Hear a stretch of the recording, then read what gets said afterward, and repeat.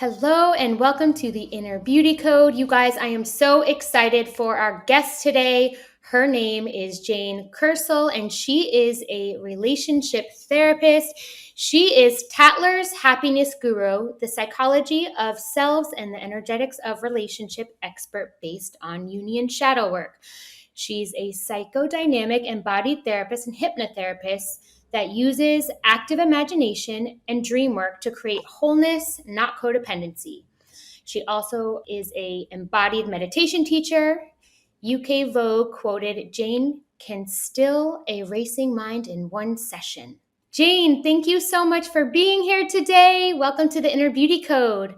So tell us more about what you do. Well, I suppose mostly what I do is I work with people. And as we know, people come in many various shapes and sizes with things they are knowing about themselves or not knowing about themselves, things that they maybe have picked up in their families. So sometimes we're dealing with very conscious sort of awareness of patterns, and sometimes we're dealing with very unconscious. However, our first relationship is with ourself, and that can be tricky to navigate, especially if you're a woman, I think, at the moment. And then outwards, it's like, well, how do we then relate to someone else? And for me, my philosophy is until you can really relate to yourself, it's very hard then to relate to another. And I think why I'm so busy at the moment is I think a lot of people, have never been taught anything about relationships. I mean, I never had that in my schooling. I don't know if you ever had it in yours, but it's just like something you're expected to just, I mean, no one even flags it. And yet we have all this like playground bullying, boys become an issue. And when we're young, and sometimes even when we're older, we don't seem to exist unless a boy or a man is seeing us. You know what I mean? It's almost like Mm-hmm. he's not text, that must mean I don't exist. I mean, how did that get so crazy? Guilty. Me too, me too. That's why I'm an expert. I'm not trying to sit on an ivory tower and tell everyone how to do it. My experience comes from my experience, and I'm hoping some of the things I impart with you and things you impart will help people not fall into the same holes. So, and interesting that you say that because I overheard a group of men the other day, just 2 days ago, talking about therapy and how, I guess, in a negative tone, saying, "Oh, the people who are therapists or people who want to be therapists are the ones who need the most help." And it just showed me how still people are really unconscious to their own feelings and their who they are and how they're showing up in the world, and how much therapy and knowing yourself and not just ignoring all of your traumas or pain can help you to interact with other people and have better relationships in all areas of your life. So I'm glad we're having this conversation and glad that you just mentioned that before, because it's very needed still. I think it's a very good thing that you bring up, actually, Rachel, because everybody at some point in their life needs someone. What I mean by that, I'm not even using the word therapy because I think therapy has a bad connotation these days, as if, it's something hippy dippy that's floated over from, California, and now we're all like, oh my God, I need a therapist. Whereas actually, it's more, I think, we're so busy in our lives nowadays that we have very few people we can actually turn to get objective, either just as a sounding board, someone who is allowing us just to be who we are today. If we go back to our parents and we ask our parents something, they're generally seeing us as the age we were when we last left home. And of course, they're going to be highly motivated towards wanting to sort of get us out of a situation or tell us what to do. And sometimes, therapy or support is not about telling someone what to do, but allowing them the space to find it in themselves, where they can go, oh my God, I've got a part of me that is feeling this. A part of me really wants to be in this relationship. A part of me can't stand it. Can I just find a place where I can sit with someone who will hear those two parts of me? And that will allow me to actually sort of bring it from the unconscious to the conscious. And then I'll get some sort of moderation in myself about what I want to then do. because I'm aware. It's like, instead of it living in me and sending me mad, I've put it on the table and I can walk around it, and whoever I'm working with, therapist or mentor or coach, whatever, can walk around it too, and it suddenly becomes less sort of all encompassing about me and it's shameful or whatever. So it's a great question. So to those men, I would say they definitely need a therapist in their life. And that's exactly what I was thinking when I heard it. And I was like, oh, poor guys, poor guy and poor people in their life that they interact with. Because, as Yeah. someone who goes to therapy, it's just, yeah, helped me understand myself better and navigate through the world. So, yeah. But I mean, also, let's not be complacent. There's a lot of people who can't afford therapy. And so for me, it's about, like this podcast that you're offering up here gives us a platform to take questions, answers now or either later, that's going to help someone maybe go, oh, I hadn't seen it like that before. Oh, wow, I see I'm enabling that behavior. Because all relationships are going to teach us something about ourselves. That's the bottom line. And it's only when we're in a relationship, whether it's me relating to this bottle of water or me relating to a client or a friend, I am learning about myself. I am navigating myself around that, and they are too. So relationships are the only way to really grow. And I think, going back to those guys, what I often find with men in this situation, they often say those things because they're petrified. They're petrified that women or their girlfriends or their wives or their partners, non-gender even, someone who is actively involved in some therapeutic relationship is changing, is having a dialogue elsewhere about perhaps the relationship they're having with one of those men. And that provokes fear. And what's sad is if the man could only say, actually, I'm quite nervous about you going and talking about our relationship somewhere else. If you could get to that point, we could help them, and then they would go, well, actually, I can understand it, and I'm really up for it, and yeah, I'm going to go too. I am so happy that you just explained that. That's such a great perspective and way to look at it. And yeah, maybe something that people don't really think about or come from that perspective of it, that people are afraid to look at their own stuff, which is a good reminder to me when thinking about people in my life that I have challenges with. And so, on that topic, what is important to have a healthy relationship? Like, what are common challenges that you see people coming to you for, and ways that you help them navigate through relationships? I mean, that's a huge question. I mean, how long have we got? We've got all weekend. Yeah. I think it's an interesting one, because I think sometimes people come to talk about their relationship hoping that they can just finger point at their partner and make it all be about them. If you were tidier, if you were more into sex, if you were less into sex, if you dress better, if you were fatter, if you were thinner, whatever, there's all these, and it's all like finger pointing. It's about, you need to change to fit what I need. And we're never, ever going to be able to change anyone else in our life. The only thing we can change is ourselves, our reactions to other people's behavior. That's the God's own truth. That's the only thing we can change. So partly when people come to me, it's like to get some education on, well, you are in this dance. I like to see relationships not as a static thing. I don't believe in this, put a ring on it and then it's some sort of happy ever after solid state. No, it's a dance, and it will be a dance from the day it starts to the day it ends, and even after it ends. So if you're divorced and you have children, you're going to have a better relationship with your ex than you ever did when you were in your relationship, because otherwise there's a fallout to the children. So for me, it's all about, you're in a relationship. Let's see some of the dance steps that are going on in the background that maybe you're unconscious to. So what is going on in their childhoods, perhaps? Because always we have to think that whatever we're bringing to our, more adult relationship was started in our childhood relationship. So whether you had the most beautiful childhood, you might very well be looking for that perfection in the outer world and struggling to find it. Or whether you've had the most traumatic relationship, you're going to need to work on that either before or during the relationship. So you understand what baggage you're bringing and what baggage they're bringing. So it's almost like here's the partnership. And it's like, oh, on a head level, we really get it. But underneath there's all this sort of like ammo that's being like, every now and a grenade gets thrown, like, you're so untidy. And if we as kids have been told by our parents continuously we're untidy, we are going to feel shame. We're going to go back into that kid-like expression we were then. And before you know it, we're going to react in such an amplified way, because we're not only hearing our partner, but it's regressed us back into childhood. So it's like double whammy. And of course, what we're going to do, we can only fight or flight.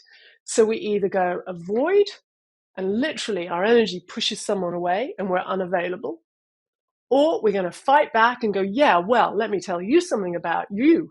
And the grenade comes in, and before you know it, you've just got lots of grenades, That which makes so isn't much sense. conducive to a good relationship. What are like a few keys that you believe are important and imperative for a healthy relationship? Yeah. So one of the first ones is to realize that your head, your intellect, your mind is in the relationship. And so is your heart and your intuition and your body. Now, most of us lived in a world, educated in a world where this is amplified. You know, at school, do well, get accolades, get success, be more parrot fashion, as in, here's a load of facts, regurgitate, get a good mark, go to university, repeat. So we are, and even more so at the moment, coming to lives and relationships in a very intellectual head space. Now, when we're in intellectual and head, we can explain things, but our partner won't feel it. And also, we're not dropping into our vulnerability. And vulnerability is not a scary place. It's not a weak, powerless place. Vulnerability is actually our powerhouse. Vulnerability is owning how we are feeling about something. What goes wrong often is people go, you don't love me, which is like throwing that grenade and it's going out, rather than going, you know what, when you do XYZ, when you keep the lid of the toilet seat up and I've asked you 5 times to put it down, I make it mean that you don't respect me, you're not listening, you don't care, you're a bit of a slob. And when I make it mean that, I feel really, really sad. Or I could come at it and go, you freaking jerk, you left the toilet seat up again. And again, we're going to get back into that fight, flight, aggression, defense, which will get us nowhere. So if we can drop back into our vulnerability and go, you know what, when you do that, this is what I make it mean, because that's my personal expression of what I make it mean.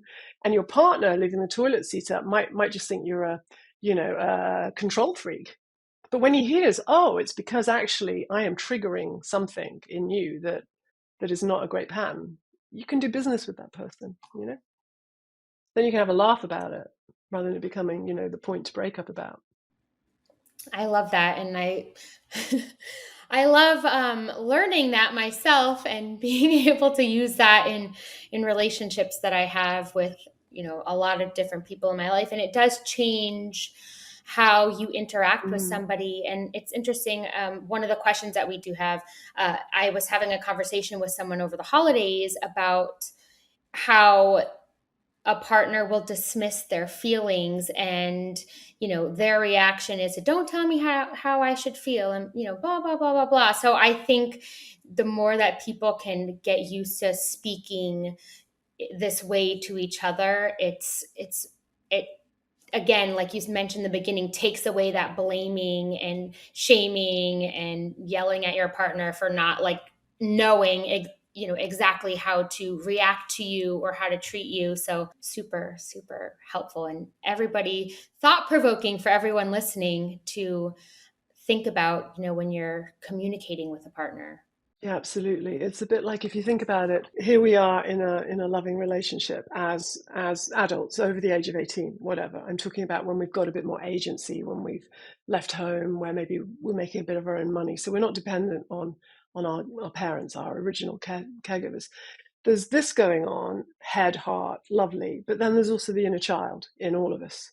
So it's when we feel pain, it's because our inner child, it's the child part of us that either feels rejected, let down, abandoned, scared, fearful, all those old trigger points from way back in childhood when we felt that. So for instance, if you're in a relationship, maybe a new relationship, and he hasn't texted, that's the classic, we slept together, I haven't heard from him for like a week now. I mean, what's that about? I mean, why doesn't he Mhm. like me? And women mostly go, it must be about me. I must be wrong in some way. I'm either, it's about my looks, or it's about, my job, or we make it, we literally just amplify back on ourselves, and the spotlight is on us. And it's really hard to go, well, maybe he's busy. Maybe actually he's a bit avoidant in his relationship style, because we all have different styles. Maybe he's literally anti-relationship, so part of him is in it, but really not in it. Maybe we're sort of, we can talk about attachment styles maybe in a moment. But the thing that really we get through the work is starting to really build your own self-worth. You can't get your worth through anyone else.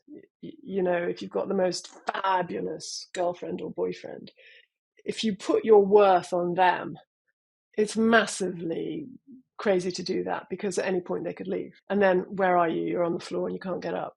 So at some point, it really comes back to that own building of your own inner relationship with yourself, and looking at, why am I so negative with myself? Why am I so critical? Why am I so judgmental of me? Why do I compare me against others so often? And again, it's particularly a female trait, because of the way girls have been brought up. Oh my God, look at her. She looks so pretty in that dress. And to the little boy, it's usually, yeah, go climb that tree, son, and be a big man. Whereas if we were saying that to the girl, she wouldn't even be thinking about the pretty dress she's been put in. So our inner children are what get damaged in relationships. And that's really the work to do. I love that. That's such a great reminder as well. You have so many great things to say and so much wisdom. So I'm loving this conversation. So you mentioned attachment styles. Is there can we go into that a little bit, because I know that topic is getting, Yeah, those words are getting thrown around a lot: anxious, avoidant, and are narcissistic, secure. all the things. Secure, yeah. So maybe can you explain a little bit Yeah. about them? Yeah, it's really interesting, isn't it? And also we have to be careful. We love labels, don't we? You know what I mean? It's almost like, I got a label now, so I'm just an avoidant, as if Mhm. you stay in that place. It's like, nobody, you need to do some work if you're an avoidant, otherwise you'll never get married with kids. So the different the different types of attachment, secure attachment is a fluid one, where you're secure in yourself, and you're not looking for your partner to complete you. That Jerry Maguire, I don't know if you remember that film where he's like, "You complete me." As Mhm. much as that's lovely to hear in a film and listen to in songs, it's not where we really want to be. We don't really want to have someone complete us, because then there's a vulnerability there. We want to be able to complete ourselves.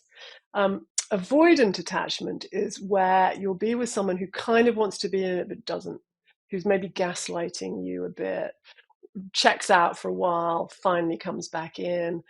If you were to, there's a really good book, and I'll put in the show notes later, that has a little quiz in it that you can literally run through, rather than me waste time now on that.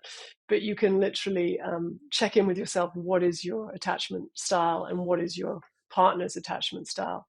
So for instance, with avoidant, they will fantasize their ideal relationship, and if they're never doing any work on that, you will never be enough, because in that moment it's not about you, it's their own fantastical world that they have created, their imaginary, that just, even if you were the most gorgeous drop dead woman in the entire planet, still wouldn't tick all the boxes. And until they regulate that kind of wildly, totally over the top place in their fantasy world, they'll never get in an enriching relationship, in a nourishing one. They'll continually be looking. Perfect. And then anxious and secure. Yeah, so anxious is a tricky one. Anxious is, I think I was anxious for a lot of my life. It's where you maybe come into the relationship feeling you have to shapeshift to be in the relationship. So you can't show up just as you. You have to deliver. So you have to look hot when you go to bed. You have to put your makeup on in the morning so they don't see you without makeup. It's like, oh my God, if they saw me without makeup, they might leave, or you only like sex a certain way because if you lean forward, you can see lines on your face. That's all anxious, where you are coming out of yourself meeting them and having to try and fulfill what you think are their expectations. It's also, if they don't text, if they don't call, you said you'd call, you didn't call, you said you'd text, you didn't text. And it's basically formed, again, like we're saying on all of these attachment theories, in childhood, where perhaps we had parents who weren't available, they weren't around. Maybe we grew up in families where there was a fabulous amount of houses and money and, lots of entitlement. But the basic, core needs of a child, which is love, support, nurturing, someone they can lean into. If the parent's not there, that will create anxiety in the child, because you never know if they're going to be there or they're going to leave. And so you come into your more primary relationships with your partner running that same story. It's like literally those old tape decks with the tape going around. It's literally, as much as we're saying something up here, there's a tape deck going on inside of us unconsciously that is directing our show. It has its own needs, its own values, its own opinions. So as much as we're saying, no, I'm completely, I have great attachment style, if that tape is running anxiously, you will feel unsettled in your relationship. And then that probably either style, I guess, anxious and avoidant, will ultimately contribute to you like almost self-sabotaging a relationship, because I feel like I've done that, like not Yeah, every, great point. not taking on the responsibility of for past relationships crumbling. But I think, I saw something today, or I saw an interview with a therapist on Instagram, like a little clip saying, what ultimately, how do you self-sabotage a relationship, and what like toxic wounds are you bringing into it that are unhealed, that you are like setting the relationship up to for failure, like immediately when it starts. And I know, like, Mm. I do this. I have my own insecurities, and I definitely think I'm anxious and make everything about me when I don't hear from a guy sometimes. But yeah. It's it's really true. It's important it is very very relevant, and it's very very true. I think underneath any of these sort of labels we want to give, underneath it all is really, our love language, what our love language is. It sounds like your love language is, if I'm in a relationship, I expect to be hearing from my partner regularly. That doesn't necessarily mean you have, you're severely anxiously attached. It could just mean that's my expectation. He's not delivering on it. So the mature thing would be to have a conversation. My love language is, once I'm in something, I have an expectation that you're going to want to contact me. And he might go, well, actually, you're fourth down on my expectation, because actually I like skydiving. That's my main thrust in life. If you want to come skydiving with me, then that's great. So I think it's really important that we sometimes, lightly, not with like severe, sort of like, let's really therapize our entire relationship. Just say, hey, what do you need to feel loved? Because what I need to feel loved, what you, Rachel, need to feel loved are probably totally different things. And a lot of people don't even know what they need to feel loved, because no one's ever asked them. I've got two adult kids now, and I remember saying to them when they were tiny, tiny, tiny, what do you need to feel loved? And my son would be, I need you to build Lego with me. And my daughter would be, I need you to read me a bedtime story. Now, if I hadn't asked that question, I'd have been, playing Lego with my daughter and reading to my son. And in that moment, they feel heard, their needs feel met. And so they're building trust. It's like, oh, actually, I can say what I want, what I need, and my need gets met. And that, unfortunately, is what we've mostly not had in our growing up. Very true. And I am working on this myself in therapy. And it's interesting. I had this conversation today with someone I'm dating about stuff. And Bravo. yeah, I was able to express my needs in a very nice and healthy way. And I think that, again, so helpful for people to think about too when they're in a relationship, because the trust thing is huge. Because we all, I mean, not all of us, but most of us, whether you're working on yourself or not, you bring your insecurities from not only from childhood, but all the other relationships that you've had. And if someone, was cheating on you or lying to you, you're going to go into the next relationship having that fear, thinking that the behavior that this new person is doing is similar to the old boyfriend or girlfriend or person you were dating. So Yeah, absolutely right. It's very hard to pick up a new relationship and not project onto them what we have learned in the past. So it suddenly becomes all men or all women are XYZ, rather than actually what I went through there is challenging and it's for me to grow from and learn from. So in my next relationship, I can't just be really, on their case and go, oh my God, you must, never sleep with anyone else. Like, that's no way, A, that's not love. And B, that's no way to control a relationship. You can't control someone, and you certainly can't control a relationship. It's a fluid, energetic. It's like saying, okay, I'm going to put a wall up in the sea. Well, that's no good. You have to let the sea do its thing, and you have to let the relationship do its thing. And you just have to hope, like you asked me earlier about working with other people. So sometimes I work with married couples who maybe one person has had an affair. And it's really interesting because that couple will come, and the person who's transgressed is feeling a lot of shame, and the person who hasn't transgressed is feeling very judgmental and kind of superior. They kind of, I see in their body language, they come in and they're really upright like this, and the other person's a bit more, walking in with a bit more modesty. And it's sort of like, well, if he hadn't, or if she hadn't, we'd still be, in a successful marriage. And my whole experience of marriage and relationships, and particularly marital affairs, is, or any kind of affairs, your relationship has already been heading south. And so when that person finally goes out of the marriage, they've done it as a final camel straw on the back, rather than it's not the affair that has made the relationship implode. So for instance, I had a couple who were married, had children, they hadn't had sex for 5 years. Is it surprising that one of them started to have not even an affair, just more of a dialogue on email with someone of the opposite sex? And the other partner got really annoyed about that and really angry. Well, if there's an elephant in the room that no one's talking about, like, hey, we haven't had sex for 5 years, which is not normal unless it's both consciously agreed, it will act out. It will.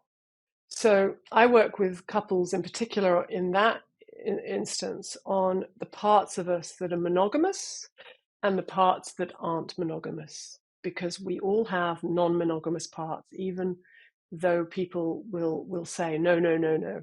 And whenever I bring that up with people, they either go, yeah, I can relate to it, or they go, no, that's not me. Absolutely not. I get married, I'm in the sanctity of whatever church I got married into, or, it's not in my culture. But then you're staying faithful, in inverted commas, not because of your partner, but because it's a cultural or it's a religious thing. Well, that's not love. That's like being a dog on a leash. I'm on the leash because I'm tethered to that. So my work there is just try to open up this dance again, where it's not a fixed state, and people are able to go, well, yeah, there's a beautiful man or a beautiful woman walking down the street, and you can really, admire that. I don't know, Rachel, have you ever walked along with a guy and they've looked at someone, but then you go, what are you looking at? And they go, nothing. And you kind of go, you were looking at something, and they go, no, no, not at all, not at all. Have you ever done that? Have you ever noticed that? Yes, or like in past relationships, and I used to be mad about it, but I think like as, again, working on myself and being more secure in myself, I notice beautiful women or attractive men, and I think I get Mm-hmm. less triggered by it unless it's like obviously there's like a fine line where it can be weird. But yeah, I do. Yeah, and I think it's probably healthy to allow someone to acknowledge that without like feeling shame about it, right? Yeah, because two things go on. So if you notice your partner is admiring someone else and they then go, no, I'm not, you've got a double whammy there, because not only are they not telling the truth, but also they're denying your intuition, your gut instinct. And your gut instinct is saying, this doesn't feel safe suddenly. I feel a threat. We're all animals at heart, so that's a threat. It's like there's a sexier lion coming through the jungle, and it's like, oh, my mate is like radared in on that. And so it will hit us with our confidence and our self-esteem. And we want to get to a point with our partners where we can go, wow, look at that amazingly good looking person. but I'm choosing this between you and my partner. I'm not, I see it, but I don't want it because I'm really valuing what I have with you, my partner. It doesn't mean I can't see something and go, wow, that's beautiful. It doesn't mean I want to jump on it, have sex with it. I can, that's negating the whole of the human experience. The human experience is will go to that's beautiful. That's why we've got art galleries all over the world, and people have done sculptures. And we have to get to a point where we don't make it mean, oh my God, they want something else. They don't want me. And that's our inner work that we have to do. And the only way to break through that is to have a conscious talk. When you look at another woman, I make it mean that, you're tempted, and maybe I've had experience. Maybe my ex-partner ran off with my best friend, in which case, boy, oh boy, that's going to be amplified, isn't it? So I need you to know when you do that, I'm okay with it, but I will get triggered. So, if you really love me, I'd love it if you not do that in my company, because otherwise I make it mean I'm not enough. And when I make it mean I'm not enough, I withdraw. And then I don't have sex. And then I'm grumpy. So there's a lot of good that could come out of him or her saying, yeah, I'm not going to do that. It's a win-win. Perfect. I love that. So many little nuggets of wisdom we're learning today from you. Thank you. And then Well, I've had we a lot longer than you on the planet to be able to come with these nuggets of wisdom. and a lot of experience with people and relationships.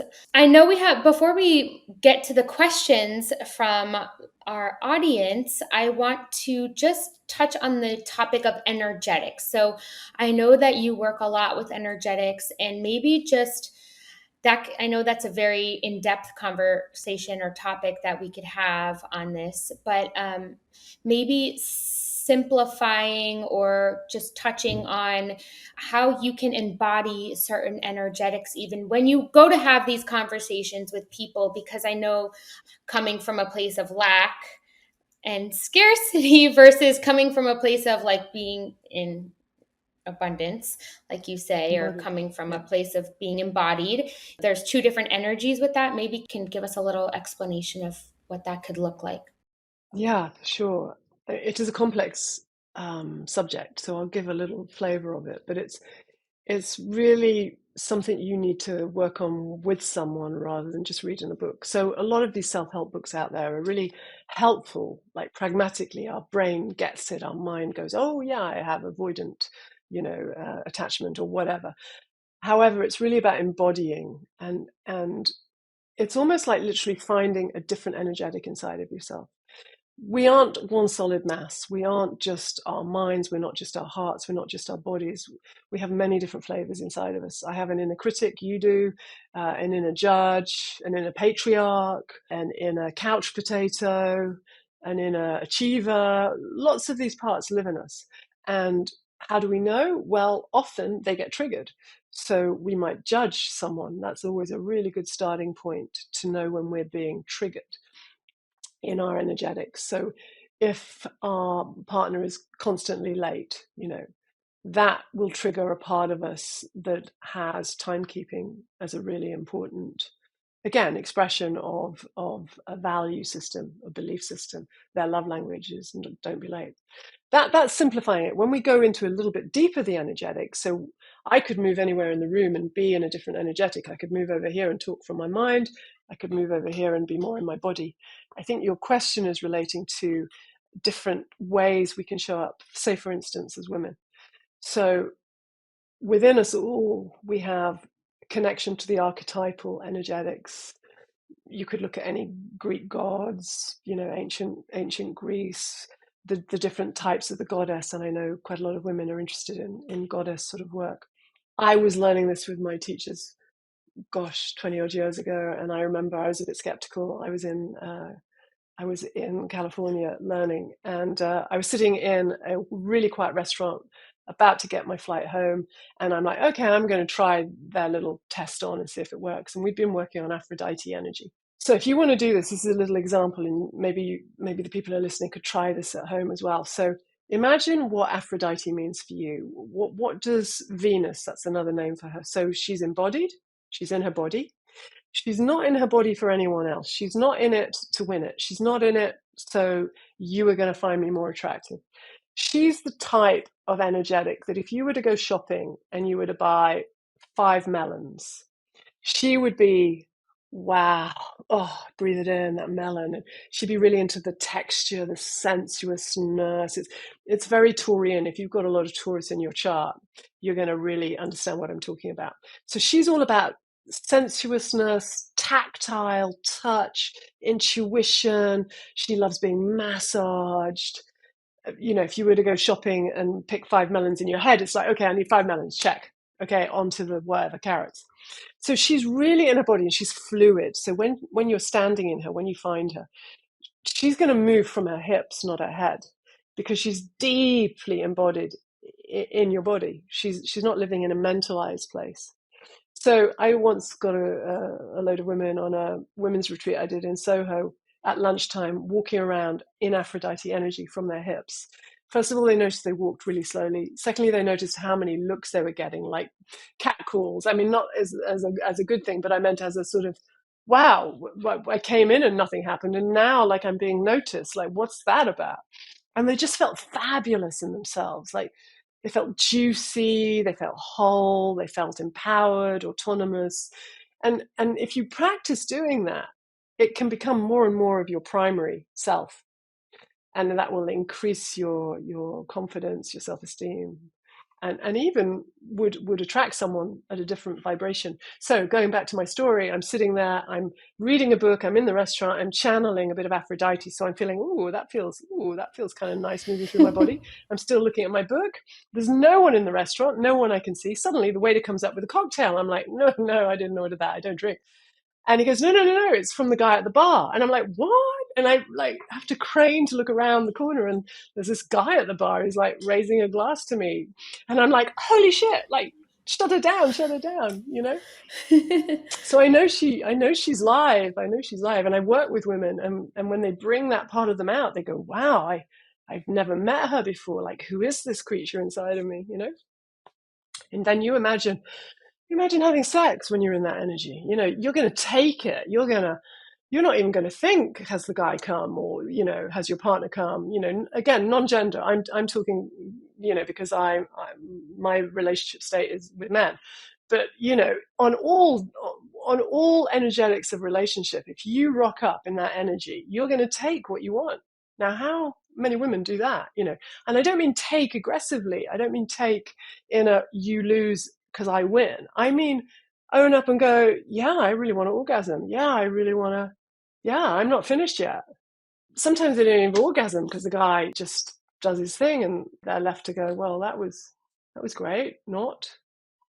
It's like they're going, that was great, and their energy's going, no, it No, wasn't. yeah. Oh, gosh. It's so funny. I'm so happy you just said that because I know I've heard from a lot of women how many women don't have orgasms during sex, and how like crazy I feel like I got to a point at one point in my life where I'm like, I'm not doing this anymore until I have an orgasm. If I don't, you better make me come, or else you're out of here. Like, don't ever come back. Yeah, I got to a point where like girl sex isn't power. worth it. So yeah, so hope yeah, ladies out there, try this if you're not having orgasms during sex. Yeah, so good. Yeah, and also I mean I'm doing a book proposal at the moment all about this, so I'll give you a little flavor of it. I think as women we're so keen to, and again this is non-gender, this is just me talking from my experience. Um, I think women are very used to expanding a guy's ego. It's like, don't upset their ego. I mean, I grew up in a family like that where my mother would be like, Jane, you lay the table, da da da da, and oh, shh, no, he doesn't have to. He's the god of this house. He just does his thing, and we just like worship. We worship the man. You know what I mean? So, Mm-hmm. so I think it's really interesting nowadays when we can go, actually that wasn't great. That wasn't great sex. I mean, I don't know how many women say that. I don't know how many women have got the balls to say that. Ironically, I'm using that word in particular, the balls to say Mm-hmm. that. for fear of damaging their ego. Well, how easy is it for a guy to say, I don't know, your tits aren't big enough, or your tits are too small, or too big, or too round, or too this, too that, and we're used to that. We take it. Oh, you're looking a little bit rounded in your hips today. We're used to taking that, but we never say anything back to our guys, and I don't know why. So And I it's think we funny need because to. We need to go. Yeah, go for it. I was going to say it's funny because then I think about that, I just was thinking about this because if you don't say the truth, then how is that person, even if the partner's willing, how is he going to learn what you like and what you want if you're just not expressing, they're not psychic, they can't read your mind, they don't know what it feels like in your body. So I'm a total firm believer Mm. of expressing that because then you give the other person an opportunity to satisfy you, and it shouldn't be an embarrassing thing. If Yeah, you're letting someone into your body or, going into someone's body, you should be able to speak these things and to have this conversation with someone, because that's the most absolutely. intimate It, you can be with someone. it's like I was working recently with a couple of Middle Eastern girls who are virgins in their sort of mid-20s, and already they feel a bit stigmatized by that because it just seems so, not normal in their comments to me. And I was saying, yeah, but hang on. Just because you maybe meet a guy who maybe he's had sex 20 times, it doesn't mean he's any good at it. It really doesn't. And most of the time, most Mm-hmm. of the time, in my experience, they're really not. Mm-hmm. You know, yet again, we're living in a culture where people just think, "Oh, sex, yeah, like didn't realize I had to be good at it." But hell, yeah, I think you do. You have to be clean, you have to be hygienic, you have to smell good, you have to physically show up. If you're going to demand that of women, that's what I mean. There's a lot of pressure on women to show up, in this way, and it's like, well, okay, buddy, but you too. Like this is a two-way dance, not a one-way stretch. And I think so for that, I often teach women, well, you need to learn how to turn your own body on before you can teach anyone else how to turn your body on. So learn to masturbate, learn Mm-hmm. to not feel guilty about it, because again, I know so many clients who as young girls were told don't touch, as if you should not have your hand pleasuring or feeling something. I know young people who've ridden, and they feel that movement in the saddle, and they sort of gives them a bit of a thrill, and someone has shut that down. Someone has said that's disgusting, usually the dad, and it's like, that could shut you down your whole life sexually, if unless you do some work on yourself, and you trace back, well, wow, the reason I can't come is because I remember being shamed. Shame is a really big thing, really big thing. You imagine, I've got a couple at the moment. One of them, he had erectile dysfunction, and he can't talk about it. So imagine that you're in a relationship, it happens, he won't talk about it, she won't talk about it because it's the elephant in the room. So, I mean, what are they going to do? Pretend it's not there?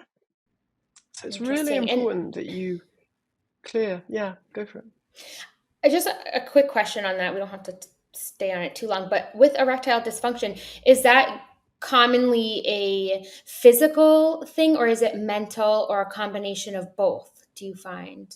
Yeah, it's a really good question. I mean, sometimes it can be a mixture of things.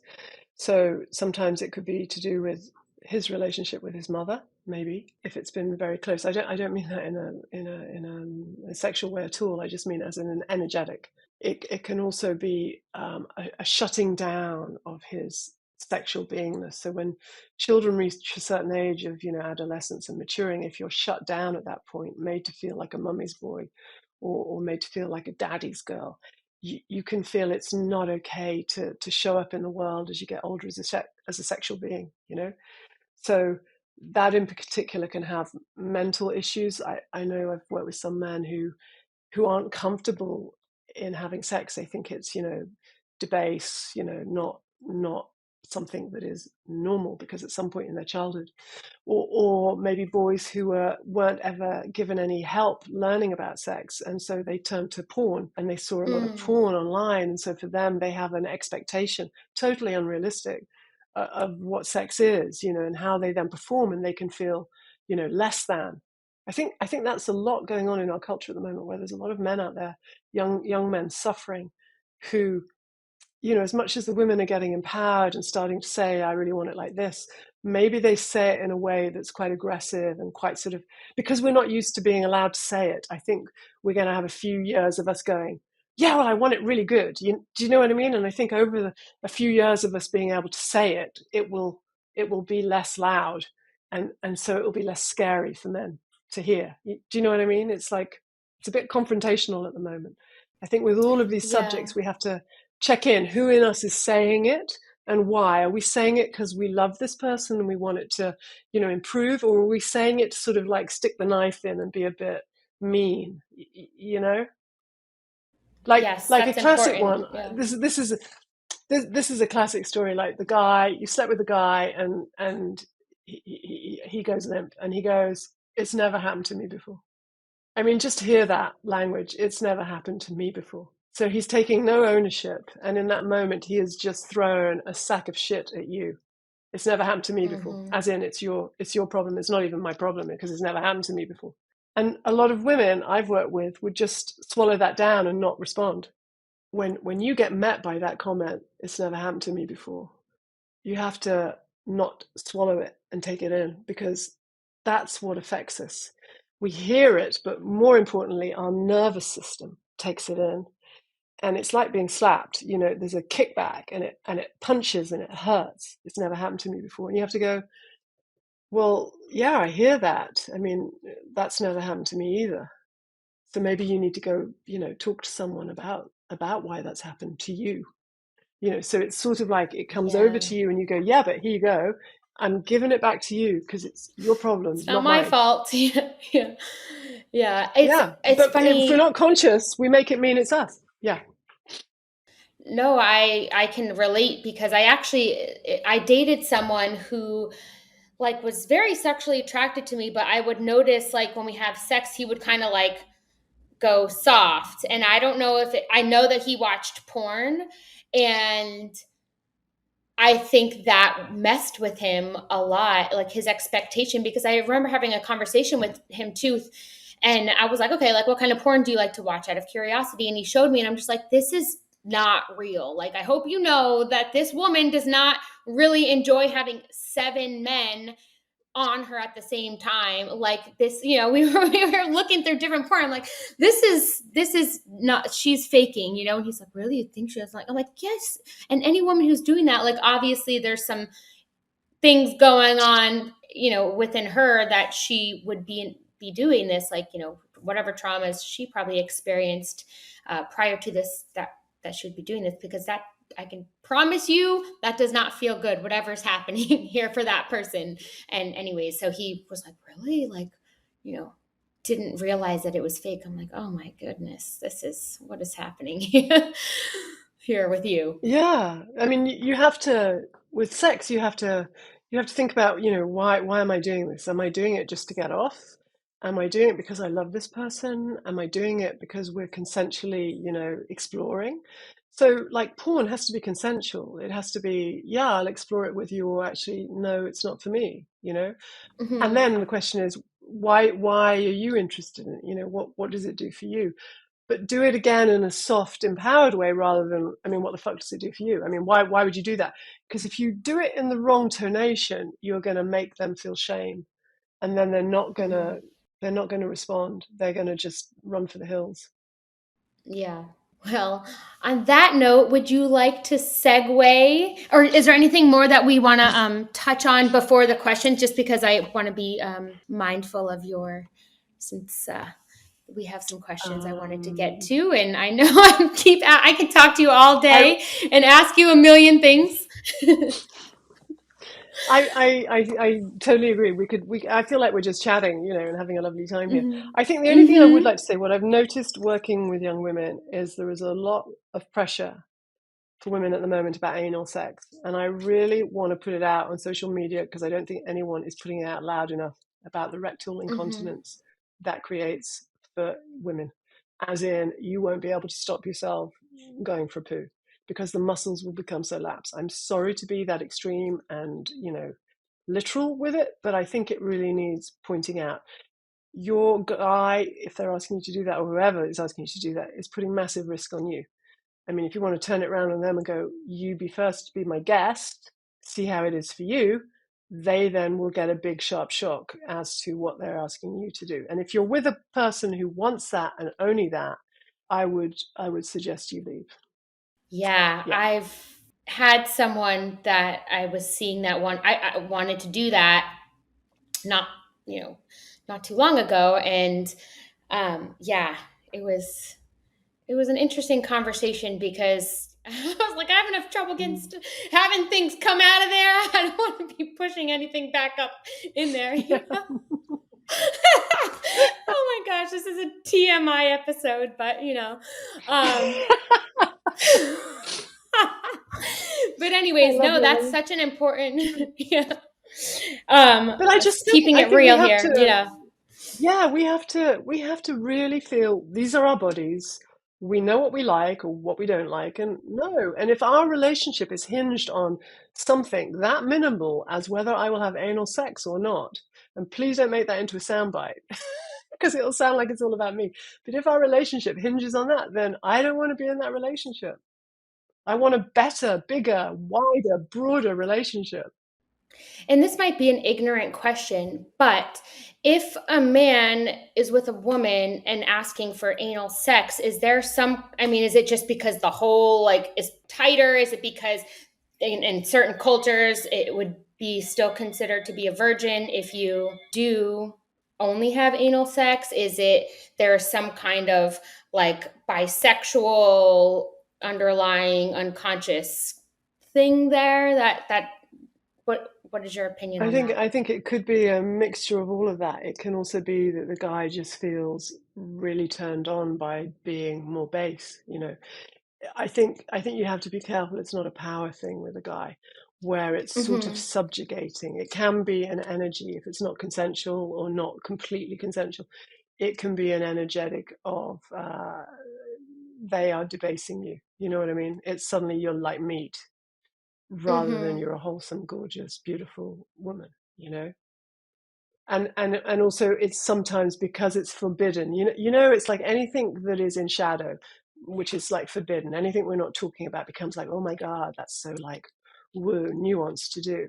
Whereas if you can shine a light on it, suddenly it loses its like sexy nuance and you go, anal sex? Yeah, no, I'm not really into that. And then they have to Okay. go figure, you know? Or you ask them, you know, conscious relationships are about going, well, that's an interesting request. I mean, what is it in you that likes it? You know, what's that about? And hearing them, but not again, not taking it in, not making it feel like, oh my God, they're going to leave, they're going to leave, they're going to leave. If you are in that dynamic, you need to be out of that relationship because you're doing the relationship in a very negative, biased way towards you. You know, that's anxious attachment again. He's only going to stay if I have anal sex. I mean, that is no reason to stay in a marriage or stay in a relationship.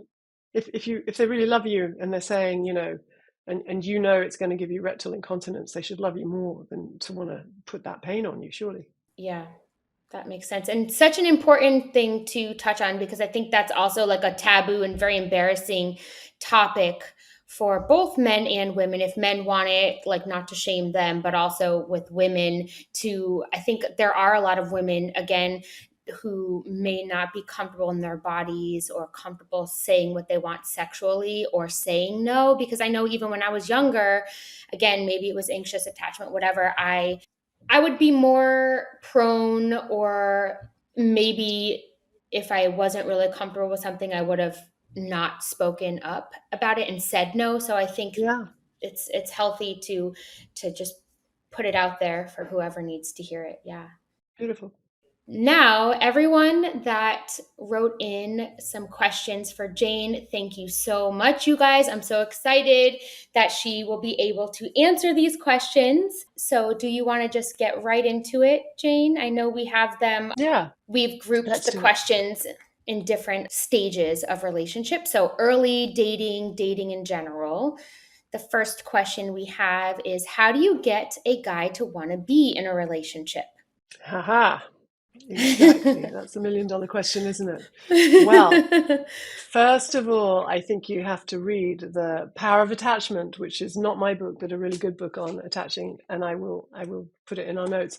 But that will give you an idea about whether he is just maybe scared to be in a relationship, maybe he's a bit nervous, maybe he's got a lot on and his priorities are elsewhere, but he's still interested. And again, it's about a conscious dialogue to try and get to the bottom of it. And I think also with a guy who keeps on saying he's not interested, he probably isn't. And there is a need to listen to that, regardless of what you sort of imagine it might be. It's not about you. Perfect. Thank you.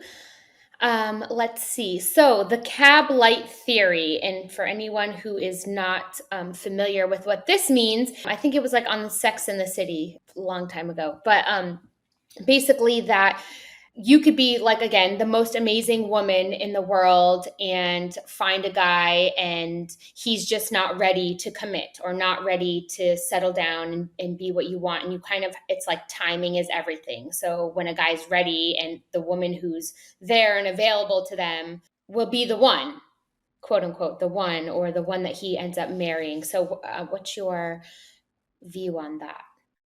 It's pretty similar to the first question. It's again about having a healthy conversation and really listening and not making it mean about you. If you've already had some interaction and they suddenly pull back, I mean, that's well worth talking about, isn't it? I've noticed you pull back. I just wondered what that's about, what's going on for you. And just giving a sort of safe space where people can get really honest rather than being too pushy. And like you say, it is all about the timing. Maybe you're not, a relationship is not their priority in that moment. Maybe they've a bit scared because they had a bad relationship and they're not over yet. And so sometimes, like a boomerang, you have to let it go. I've had clients who have really let something go and it's come back in a much lovelier shape.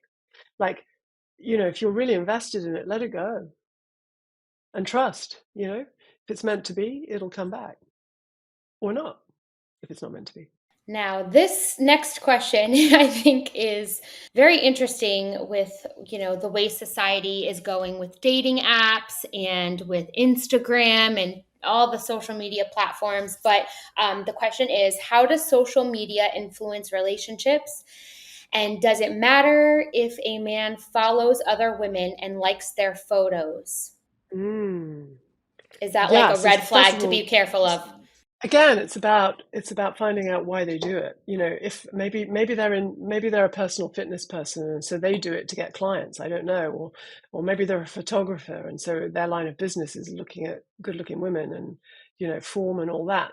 And so maybe it's not an emotional linkage, or maybe it's not even sexual, but I think it's important to try and find out what that's about, and in particular if it's being done behind your back, or you're not privy to when it happens. I think that is a red warning light.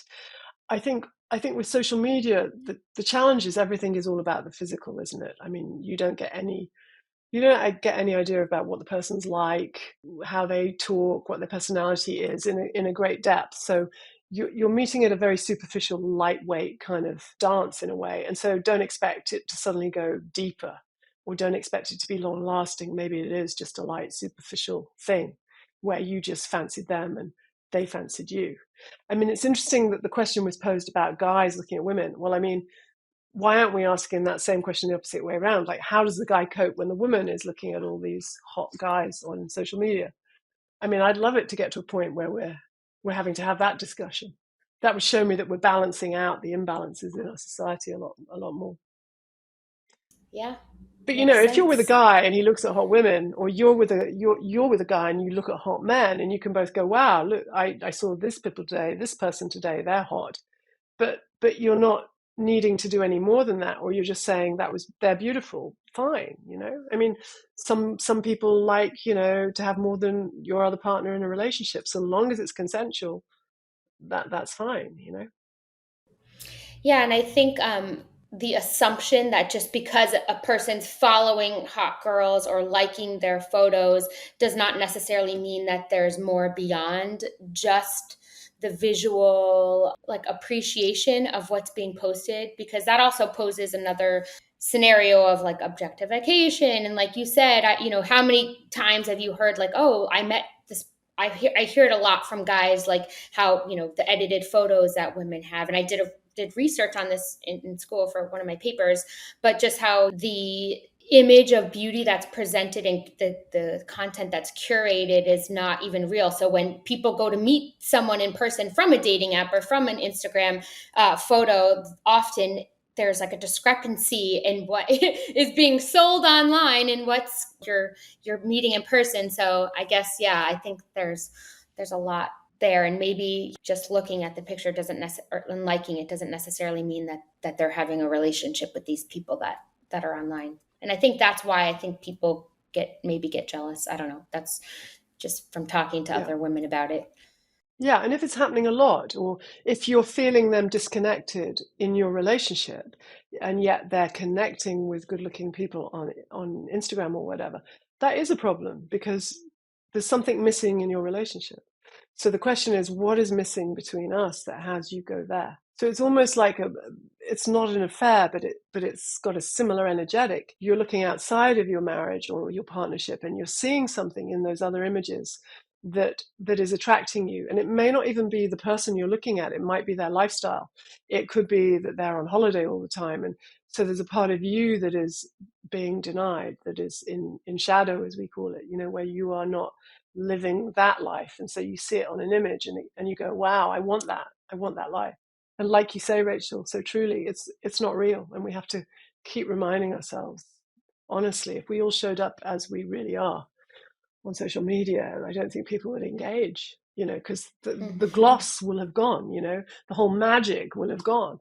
Exactly. And then that leads to the next question about dating apps. How do you feel about them? And then how does one protect their self confidence when engaging in dating apps and dating people online? Mm, that's such a good question. I think you've got to be quite a resilient person to go on a dating app. So I wouldn't recommend it if you've just had a breakup, because I think already you'll be feeling a little bit unsure, a bit insecure. And I think then to put yourself, how friends want to go, no, get out, you got to date, go on social media. I think you've got to do it when you feel confident in yourself, that you're comfortable with your own body, comfortable with your looks, comfortable in your own skin. So you're not having to lie about how old you are or morph your image, where you can just show up and it's like, okay, I want to meet someone. And I think it's very important you do it in that energetic of what you're hoping to attract. So if you do it in a confident way of, hey, I'd really like to meet someone, so I'm going to upload a photo that's pretty true to me, I'm going to say stuff that is pretty true to me, great. You're likely to attract something of a similar vibration that is also showing up for those same reasons. But if you were showing up in a sort of like, I just want loads of people to like me, then I know I'll feel liked. So if I get loads of swipes my way, that shows I am amazing. That is completely the wrong energetic to do it, and you'll be bitterly disappointed.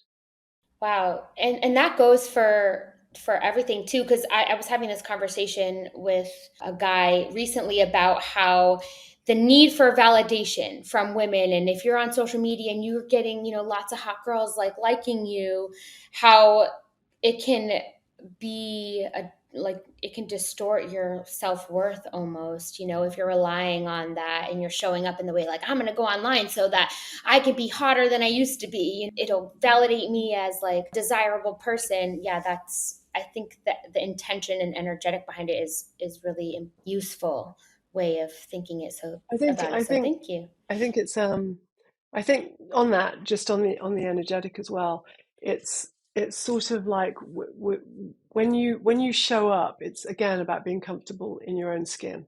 And so it's where you get validated by what others are thinking of you.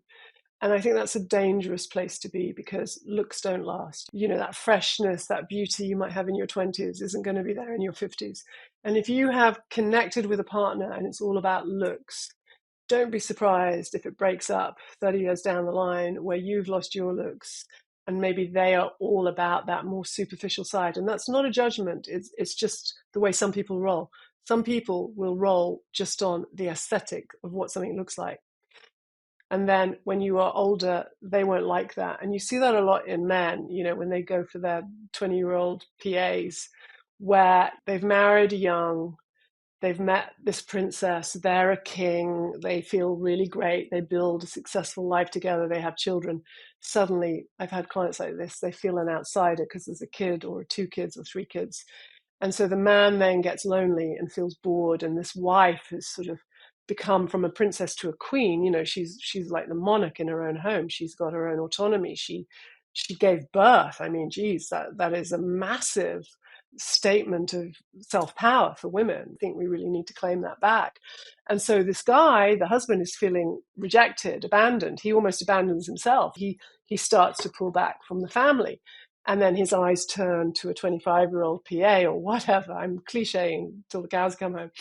But he sees a princess, and suddenly she is looking up to him because he's older, he's more established, he probably drives a fancy car, he's got money, so they can go to nice restaurants, and she is suddenly entranced by this guy. And what does he do? He leaves his wife, he moves in with her, they have more kids, that princess becomes a queen, she gets her autonomy, having given birth, and then the guy feels abandoned again. He looks back at his ex-wife, who's now older, probably in doing something very empowering for herself now, no longer looking after the kids, and he goes, geez, why did I leave that? And that's our modern fairy tale. Instead of the frog and the princess, it becomes this energetic, dance of king, queen.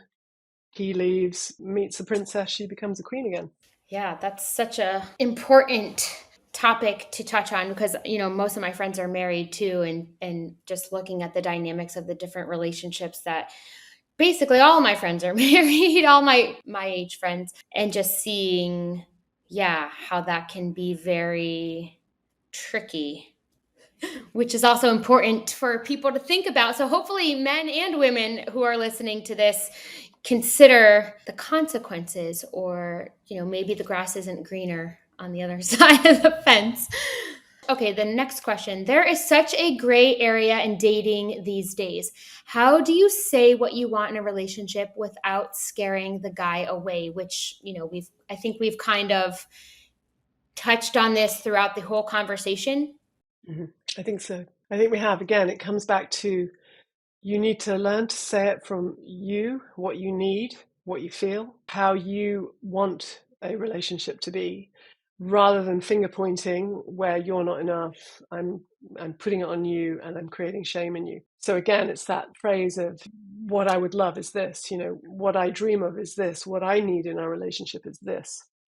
And so then the guy or the other person can respond to that without feeling sort of attacked, where they have to then naturally drop into a defensive or attacking mode. So conscious communication is, how can I say something less from my head, so less sort of aggressive and sort of bam, bam, bam, and softer from my heart, where I'll use words like I'm feeling, I'm noticing, I'm sensing, rather than I'm thinking this, that sounds, you can, even my body language, I'm sitting up, my hands have become like this, I'm thinking, I'm looking up to the right, I'm thinking about our relationship. Whereas, can you instead drop deeper into your body? This is embodied conscious relating, and be in your body and go, I'm noticing, I'm feeling, I'm wondering. So it becomes more of a rounded discussion rather than a fait accompli, where it allows the person we're talking to respond, not feeling they have to come up with a particular answer, whereas they can be in the dialogue, in the dance of the dialogue, not polarized. I love that. Dropping into the body again and being aware of how you're delivering the information. Next is, when should you sleep with the guy, girl, person, as in what is the norm? Woo, when should you sleep with them? Yeah. Are we saying when are we having sex with them? Or are we just having a, I don't know, Yeah. like a little Oh, hangout camp? what's the norm when you're in a relationship to be having sleepovers? Is it normal to be sleeping over at the guy's house 5 nights a week and vice versa? Yeah. What's a healthy amount of time to spend together? Listen to those rules, isn't it? I mean, it's free world. You can do what the hell you like, like you don't have to follow anyone else's directions. I mean, with regard to when should you sleep with someone or when you should have sex with someone, I think you've got to feel into yourself. If you feel safe, if you feel valued, if you feel respected, if you feel it's a nice kind of dance between the pair of you, for sure. If you're someone who imagines when you have sex that means you're in something and it's committed, then I would suggest you don't have sex too early on, because that will be your default. You will then imagine, you're in this relationship. I was listening to this talk where they were saying when a woman has sex, oxytocin gets released in her, which is the feel good neurotransmitters. When a man has sex, it's testosterone that gets released in his system. So you can understand why the woman often feels, oh my God, I'm melting into you. And he's just like, yeah, that was great. So it takes a long time for the guy to start releasing oxytocin. And so it might take a while for him to kind of end up going, wow, I really love this. I love you. I'm in this. So there's no hard and fast rule. And it's really checking in with yourself first. Am I safe? Am I comfortable? Does this feel right to me? Rather than what's the rule? What would other people do? That's all head. What feels right? And then you act on that. That makes sense? Oh, and the sleepovers, sorry. Oh, yeah, No, yeah, no, sorry, the sleepovers. Yeah, sleepovers. yeah. You were doing that when, so again, there's no norm. It's like, oh, if this is a relationship, it's 5 nights a week. It's whatever feels comfortable for you. If you want, like I am someone, right? Whenever I'm in a relationship, I need time alone. I cannot do a relationship 24/7. I'm highly sensitive in my nervous system, highly nuanced. I mean, that's what makes me good at my job because I'm a big empath, but it has its negatives, which are I need to decompress by myself. And if I don't decompress, I feel spun out. I literally don't know where I start and they begin.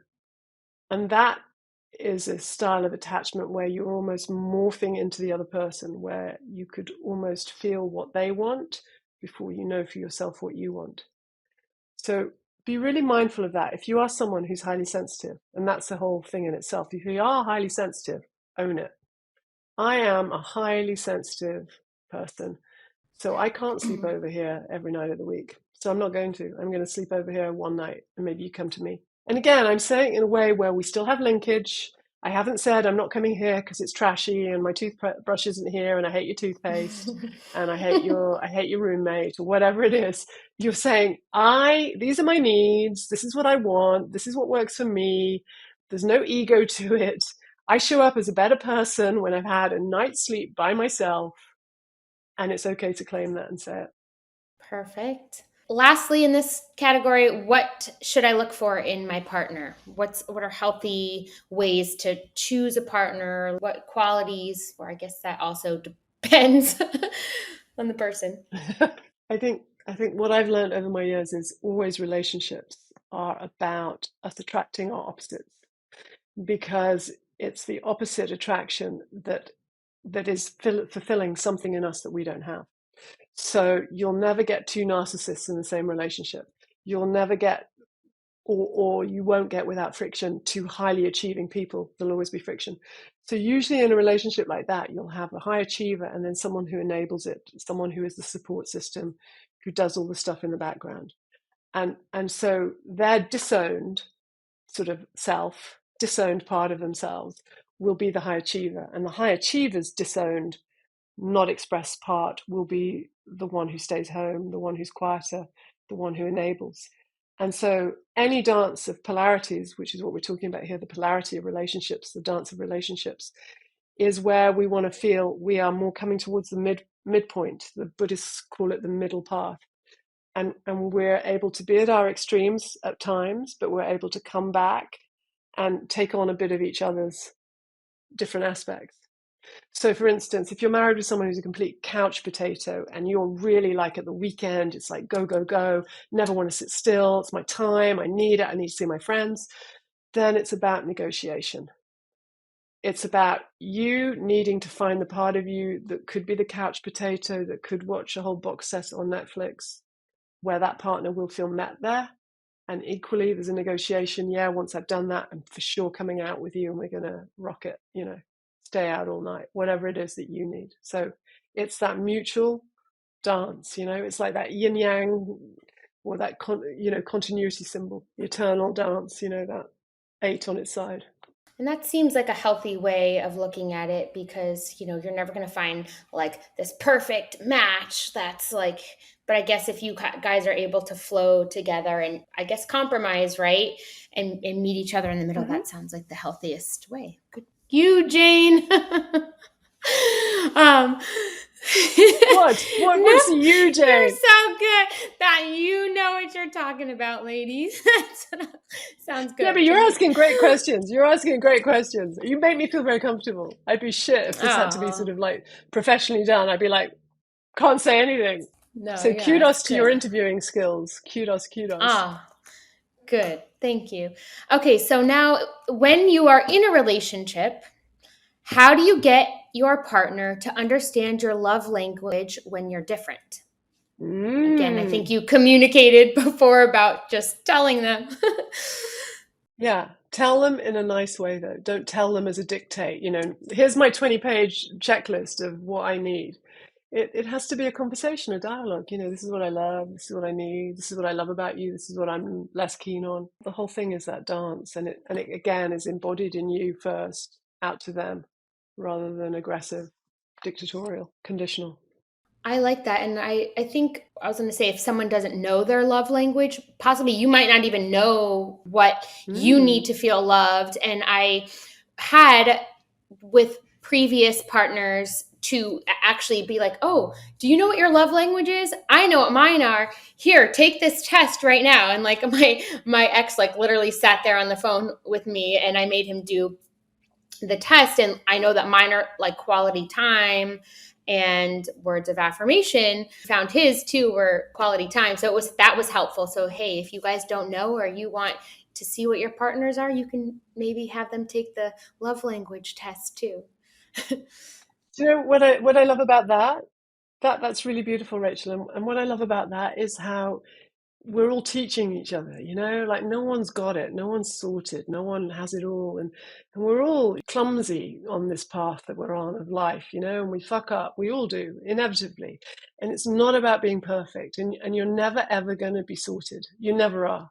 Like, hear it from me now. You never are. And it's a constant negotiation with yourself and with your partner and the rest of the world around you. And that's what makes living so vital. You'll have days when you feel like shit, when you won't want to get up in the morning, and on those days when you still do, way to go. And you'll have other days when you jump out of bed. I love that Dharma, the Buddhist wheel, or the tarot wheel, which is life is suffering when you're down here and it's great when you're up here. And don't cling to up here, and don't try and push off from when you're down here, but just be okay with, you will get suffering, and it's okay. Like, learn to observe it rather than be fully enmeshed in it, because it will be there. So we're all on the same path. It's like just like things aren't like it's changing maybe all the time, and just be compassionate towards yourself and your partner maybe when you're going through Yeah, those cycles. beautiful. So the next one is what are red flags that might come up if you're in a relationship with a narcissist? Wow, That wow, wow. sounds tricky, like a Yes, yes. So I think one of the red flags is you probably knew you were, but you kidded yourself you weren't. I think it's tricky. If you think of it this way, a narcissist is really hiding a ton of pain and shame and insecurity. And so what they do is they put on this mask of, superiority, and like you're just blessed to be in their orbit. It's like they are the sun and you're like little Venus orbiting around them. And, every now and again they notice you and you go, oh my God, sun, notice me. Oh my God, it's worth staying. And then it goes shady again and dark, and you go, I feel like shit. I need to get out of this. And I think the thing is with most people who are narcissists, they will attract enablers who will enable them to carry on being narcissists. So the first thing you can try and do is call it. Wow, and also when you call it, try and do it in a way that it doesn't polarize the person, whereby they either come out fighting, feeling attacked, or needing to defend themselves. So a really great way to talk about anything in ourselves is to say, a part of me. Because if I say a part of me, it's not my totality. If I say I am angry, it's my totality. And if we were having a fight, Rachel, you wouldn't be able to go anywhere with that. You just think I'm angry. So what's the point of carrying on this conversation? In other languages, they say I have anger. In French, j'ai peur, I have fear. And that's really, really good because it means I have a part of me that is this, but a whole other part of me is something else. And so in that, there's place for negotiation. So you could say, I've noticed that sometimes you seem to have tendencies that I would call quite narcissistic, and it's when you do this and when you do that. What do you feel about that? So they don't feel threatened or attacked. So they won't come at you threatening in a threatening way or in an attacking way. You could also offer up if they do say, "Wow, I can see what you mean," then go do some therapy. They need to go do some therapy on that. You won't, as an individual, change them. That's the thing. If you are in a relationship with a narcissist, it is not your job to change them. You either accept it, which I wouldn't recommend long term, or you advise or you offer up some help or support external of you. And if you see them actively taking that on, power to you, power to them. Maybe it's a relationship you could stay in. But always know you don't come out of the womb a narcissist. Something in their childhood would have made them shore up their defense system like they have. And so you've got a massive amount of defense that you're trying to get over. It's like those old fairy tales, when the princess is locked in the tower and there's all that bramble and the prince has to fight his way through all that and cut all the bramble. And that's a narcissist. In the tower is a tiny quaking little girl or little boy, but it's not your job to save them. Yeah, and I think I've noticed with people that have narcissistic tendencies, I guess. I mean, I'm not diagnosing people, but the tendency to not take responsibility for their part in something and almost like project it onto someone else is a big one for me that I was like, oof, like I noticed that in a relationship that I have and it didn't work out well. But I know other people that have had similar situations where it's always like, I did something wrong, but it's your fault, or I did something wrong and I'm going to deny it and blame you. Yeah. Anyways. So again, you're never going to change that person's mind, right? No, but it's a really valid point that you bring up because what tends to happen is you can also look back at your childhood and you can see what was the role you took on as a child unconsciously. So if you tended to be the child who was the pleaser, the one who was like the diplomat who would, sort out conflicts between parents, you will meet adult relationships in that same energetic. They will feel comfortable for you. They will feel that's your kind of norm in inverted commas. It's like your pleaser muscle is it's like you've gone to the gym all your life and you've just flexed your pleaser muscle, your bicep. And so what you're meeting is the opposite of that pleaser, which is someone who's very entitled, full of their own self-worth. You can come with me, but it's in my space, in my agenda. Now, that's a really good thing for you to attract because it's showing you that you are out of balance in your system. And part of your growth this lifetime is to learn to be more like that narcissist. So again, we come back to that sort of polarity spectrum where you need to move a bit towards that, be less pleasing, say what you need from a place of center that will then have to make them come further towards the middle to meet you, because otherwise you end up enabling. If you're constantly pleasing, constantly accepting, constantly sort of going, no, that's okay, you are permitting it. So you are in the dance, you are complicit in the dance. Makes so much sense. And yeah, I guess that would be a really tricky topic to dive into, but ladies and gents, start there. Now, what do you do if you don't like your partner's best friend? Good one. Well, I think you have to ask yourself, why don't you like your partner's best friend? Could it be, this is like a multiple choice question, could it be A, that he or she takes them away from you so you have less time with them? Could it be B, there's some physical or, some behavioral sort of attribute to them that you find offensive or not something you want to hang around? Is it C, that you don't think they're good for your partner?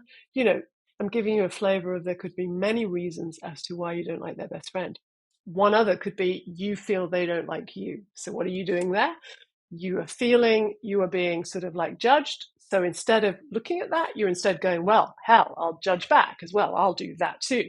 And then we'll all be standoffish. So there's many reasons. And I think that is something, first of all, to check in with yourself about, and then also with your partner. You know, what gives with that guy or with that girl? Whenever I'm around, she seems or he seems to do X, Y, Z. I mean, do you know why?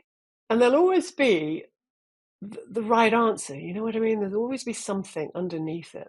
It's never what you first see. There's always, if you think it this way, everybody is petrified. Everybody thinks they're an imposter. Everyone doesn't like something about themselves. Everyone feels they're unlovable. Everyone feels disenfranchised in some way, whether they show it or whether they front up and act like they are God's gift. Underneath is massive insecurity. And if you remember that, you'll never be threatened by that kind of behavior. Makes so much sense. How do you get your partner to stop invalidating your feelings or experience when something goes wrong or hurts your feelings? For example, I'm upset about this, and well, he or she would say, why do you get so mad or upset about this? It shouldn't matter to you. I mean, I guess that's sort of gaslighting in a way. Mm. How can you, and I think you've covered this too before, just throughout, about when you say this, I feel this. Yeah, but sometimes, you know, sometimes we let's be real. Sometimes we lose all consciousness. We're so in the dance, we can't see the wood for the trees, and we literally can't find our way out. So we consciousness for me is like usually we're sitting in a big sort of like aircraft carrier and it's completely black and we've got just this little candle in front of us and that's as much as of ourselves we can really see. Consciousness is where we shine a light on many different parts of us and suddenly the lights come on in that airplane hangar and we're able to see a lot more about our patterns, our partner's patterns, our childhoods, what we need, what we like, what we hate, what we believe, what we value, and all of that. So that is a reason to do the work. You're bringing more light into what is really a very small understanding of what we're about. So with regards to this, sometimes you need a quick knee-jerk reaction as well, particularly women, because women generally, and let me just reframe, maybe it's the feminine. So let me say what I mean by the feminine. Every one of us carries a masculine and a feminine energetic. It's non-gender specific. And what I mean by that is we carry different flavors of it, different percentages. So Margaret Thatcher would be a woman who carried a lot of masculine. She was dynamic, it was heady, it was her way or the highway, very rule-based, very sort of institution-led.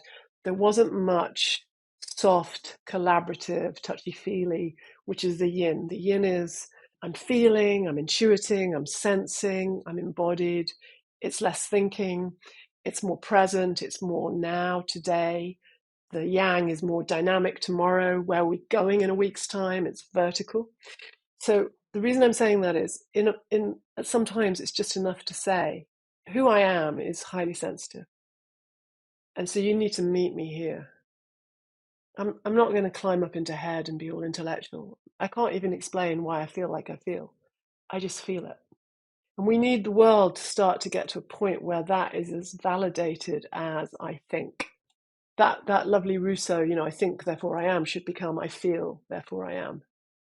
Because we're living in a world where we're overthinking and we're not feeling enough. You know, if we were all much more embodied in our feelings, we wouldn't be so harsh with each other on social media. We wouldn't be so cutthroat, aggressive, competitive.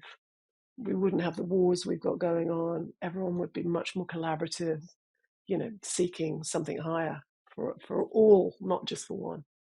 And I think that's interesting. And in particular, I know a woman asked this question. So I think, like you mentioned, I think it's also, which you've said before, that women sometimes you carry this like cutthroat, you say Queen of Swords, I'm going to cut off your head energy. Mm, And instead of stepping back, they immediately react with that like screw you energy to their husband, which can be off-putting too, and is not really fair to go into attack mode to the masculine mm, partner, like come at them full force, cutting off their head too, instead of like you were just saying, being a little bit softer and talking about the feelings instead of just totally wiping them out when they Yeah. say like, why'd you react that way? I think it's normal sometimes for people to call you out or question sometimes a reaction, and then people just get so defensive, and particularly women can just Mm. stab you to death. Why the question, why do you react that way, is judgmental and paternal, it's sort of like fatherly. And what it's doing is it makes us energetically go into young girls again, or, a young child, where we're feeling like we have to justify why we're feeling like we're feeling, and what is wrong with just feeling it. Like, why? A lot of the self-help world is good and valid. When I grew up, there was only one book on self-help, and it was I'm okay, you're okay. And I can remember thinking I'm really not okay. But there was no psychology. Now you walk into a big bookshop and there's a whole wall of self-help psychology and all that jazz. But that's just feeding the mind. So we're all nuanced and understanding in our heads. But really it comes down to embodiment, is where you're in your body and you're deep in it, so you're not going to answer immediately. It's like someone asks you something like, why are you so whatever, and it lands in front of you, and it doesn't go, why are you so like that, and you feel it in your nervous system. We all need to calm our nervous system, so we want to feel, okay, I'm leaning back, you're saying that, and then you could take a while to answer, breathe into that and go, I'm not sure, I'll let you know, I'll think about it, I'll feel into that, I'll get back to you. It doesn't have to be black, white, now, not, speedy, speedy, speedy. And then it can also be, because that's how I roll. I'm a deep feeler. That's me. So when I say that, that's what I'm saying. You have to learn to meet me with that. It's having the confidence, I think. Our intuition is so important to us because it's the seat of our whole kind of, the solar plexus in yoga, that's our core, that's our nervous system, the center of it, the vagus nerve, it, Rachel. But it's so vital, it's so important. And we are wired nowadays for speed, outside of ourselves, adrenal, you're coming at me, you're not coming at me, I'm going there, I'm not even here right now in the present. And we've got to learn to slow it all down and breathe and go, because it's who I am, and let other people deal with it, let them, if they're not comfortable with it, they have to go figure. It's not your job to shapeshift to make it easy for them to accommodate. Make sense? Otherwise, you're Yes, never able to build you, because you're constantly trying to show who you are to someone else so that they feel better. Well, that's no way to have a relationship. You've got to just have the confidence to say, this is who I am. This is who I am.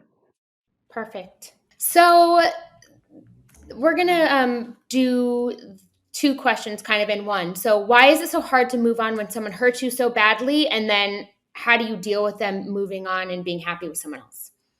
Yeah, I mean, first of all, that's really painful, isn't it, when you're hurt by somebody? So I think you really need to realize that you've been hurt, accept that, own it. Don't try and pretend you haven't or push off from it, and do some self-care. What could you do to nurture yourself? Could you, I don't know, get a massage? Could you be with some supportive friends, loving friends, people who big you up, so that you don't feel alone, you don't feel abandoned, and that you're really looking after yourself. I think that's the key. It's less about thinking about what they did. You have to try and train your mind not to keep going back over the past and, trying to look for signs or trying to understand it more. And that's what the mind will do. The mind is trying to protect us. So what it tries to do is figure it out. Well, I mean, unless we could literally climb into someone else's head, we're on a losing battle there, and it's a waste of your energy. So you have to be quite vigilant with your mind and go, okay, no, that doesn't serve me to think that. It's not healthy for me to let these repetitive thoughts get the better of me. I'm not going there, is a good little mantra to say to yourself, because it doesn't serve me to my highest. It's not helping me heal. You could also do something physical, yoga or, Tai Chi, or something that gets you moving out the grief or the pain or the suffering. Otherwise, it gets locked in the body. We suppress so much, and we carry the trauma. It is an element of trauma. So that's sort of all self-care. Forget about them, stop your mind, get into your body, get into your breath, and do lots of self-care. Then the other bit about when you see someone else is moving on. First of all, if it's a picture, our minds again go a million places and make it mean a million things that may not be true.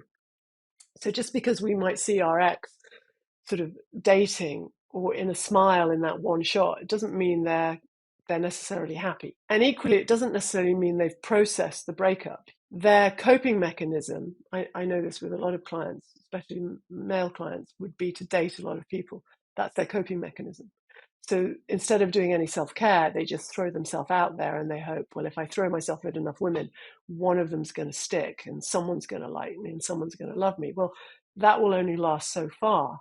Meantime, you may be on a slower trajectory, healing, self-care, but it's a bit like a race, like the snail and the hare. The hare rushes off, bam, bam, bam, and the snail is slowly, slowly self-care, looking after itself, making itself feel good again, and eventually crosses the line, if there was a line of happiness.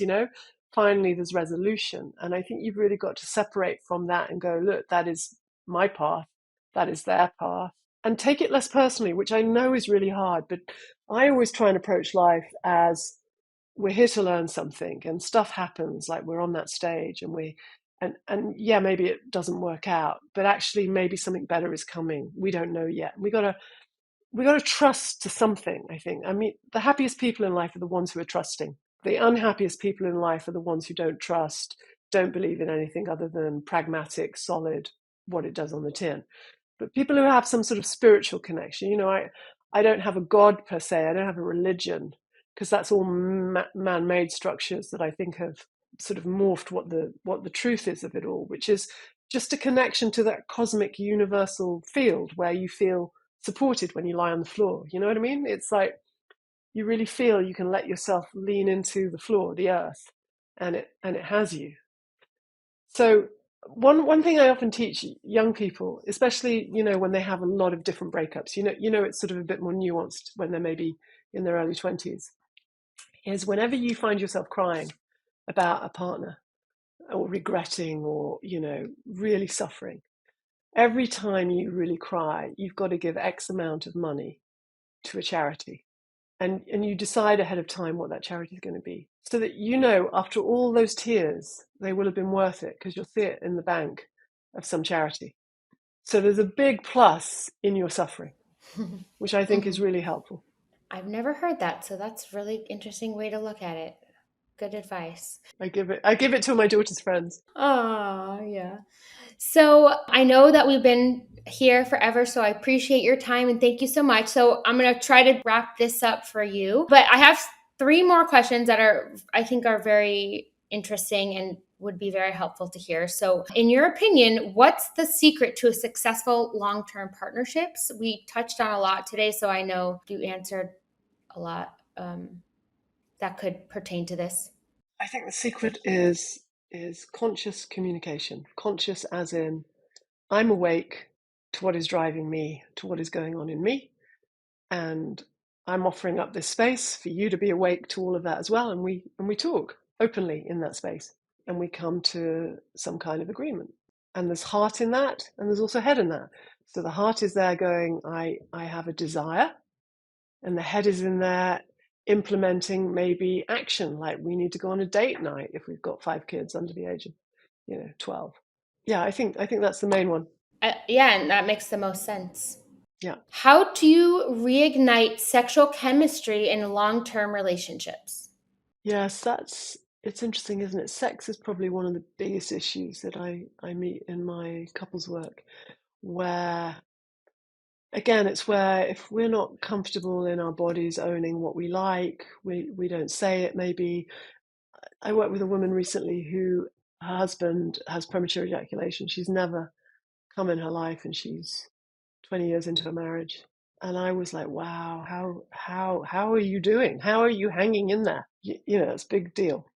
So for her, it's really hard because it's 20 years in. So what I would offer up is don't leave it long. Like get into this earlier on so that you can talk about sex, what you like, what you don't like, what pleases, what doesn't, how many times a week. All of those things are really important to be conscious about because people have different sex drives.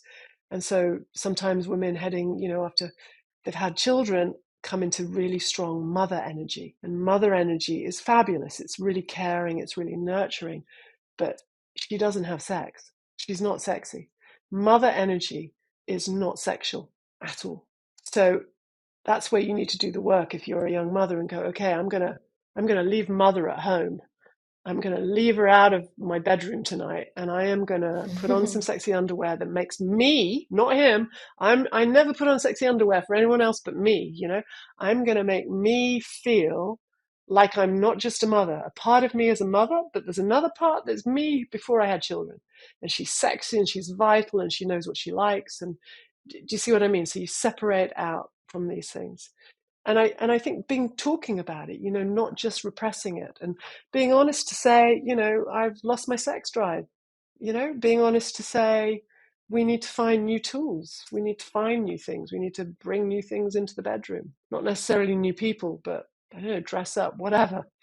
But there's a problem, and we're sensible, you know, creative people. Let's fix it. Great. And then that leads into the last question about your thoughts on ethical non monogamy and open relationships. What are your advice, insights on this? I know this is a dangerous topic for some people, and I know people who've done it successfully, supposedly. So, what do you think about this? What was the other one? Ethical non-monogamy, and what was the other? Just open relationship advice. Open So relationship. basically, Yeah, if got you. you're in a relationship, you have an open relationship, and you want to sleep with other people, how would you Yeah, go got you. about that? Okay, so I'll imagine you asked me that question. So first of all, any relationship is a two-way dance.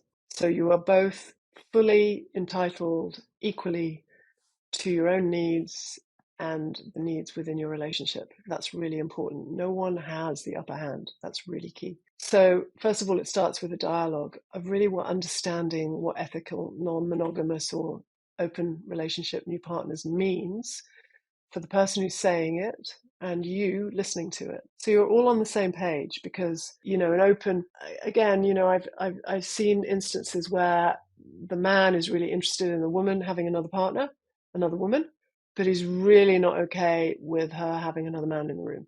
Now that for me is a tricky one where you've got to really negotiate that because it's setting the relationship up for a bad fall if there is one rule for you and one rule for them.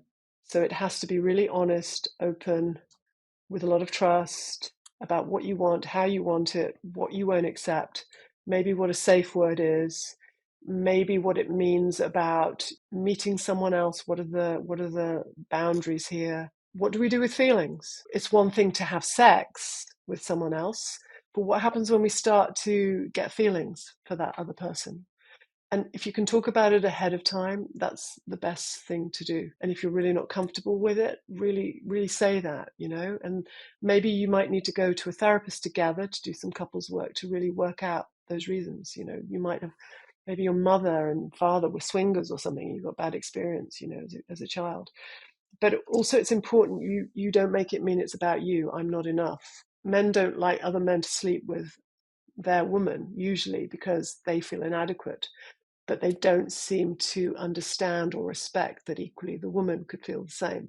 And so again, I think it's about this time of our life that we're in. We need to start redressing that gender imbalance, you know, because it's not fair. Women should have every right. Does that make sense?